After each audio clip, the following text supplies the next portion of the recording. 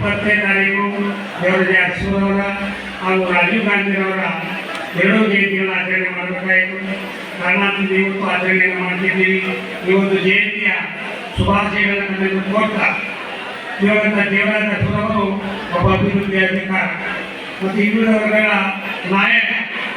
ಅತ್ಯಂತ ಇದುವರೆಗೂ ಆಳುವಂಥ ಎಲ್ಲ ಮುಖ್ಯಮಂತ್ರಿಗಳಿಗೂ ಸಹ 8ನೇ ಮುಖ್ಯಮಂತ್ರಿ ಕರ್ನಾಟಕದಲ್ಲಿ ಹೆಚ್ಚು ಬಡವರ ಬಗ್ಗೆ, ಶೋಷಿತರ ಬಗ್ಗೆ, ಹಿಂದುಳಿದ ಬಗ್ಗೆ, ಮಹಿಳೆಯರ ಬಗ್ಗೆ, ಕಾರ್ಮಿಕರ ಬಗ್ಗೆ ಎಲ್ಲರಿಗೂ ಅನುಕೂಲವಾಗುವ ರೀತಿಯಲ್ಲಿ ಹಲವಾರು ಕಾನೂನುಗಳ ಜಾರಿಗೆ ಮುಖಾಂತರ ಅಧಿಕಾರವನ್ನು ಮಾಡುವಂಥ ಒಬ್ಬ ಜನಾನುರಾಗಿ ಜನನಾಯಕ ದೇವರಾಜ ಅರಸುರು.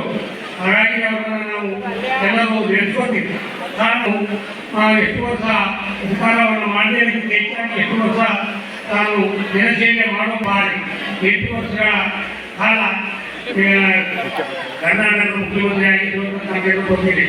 1972ರಿಂದ 78 ತನಕ ಸರ್ಕಾರವನ್ನು ಮಾಡಿದಂಥವರು.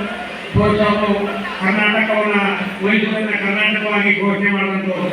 ಎಲ್ಲಕ್ಕಿಂತ ಮುಖ್ಯವಾಗಿ ಯಾಕೆ ಮಾತ್ರ ಹಿಂದುಳಿದ ಮಹಿಳೆಯರೆಲ್ಲರೂ ನೆನೆಸ್ಕೊತೀನಿ ಅಂದರೆ ಆವತ್ತು ದಿನ ಕೇಂದ್ರದಲ್ಲಿ ಪ್ರಧಾನಮಂತ್ರಿ ಆಗಿದ್ದಂಥ ಇಂದಿರಾ ಗಾಂಧಿಯವರು ಬರೆದಂಥ 20 ಅಂಶಗಳ ಕಾರ್ಯಕ್ರಮವನ್ನು ಅತ್ಯಂತ ಪ್ರಾಮುಖ್ಯ, ಅತ್ಯಂತ ಹೆಚ್ಚು ಪ್ರಾಧಾನ್ಯವನ್ನು ಹೆಚ್ಚುವುದನ್ನು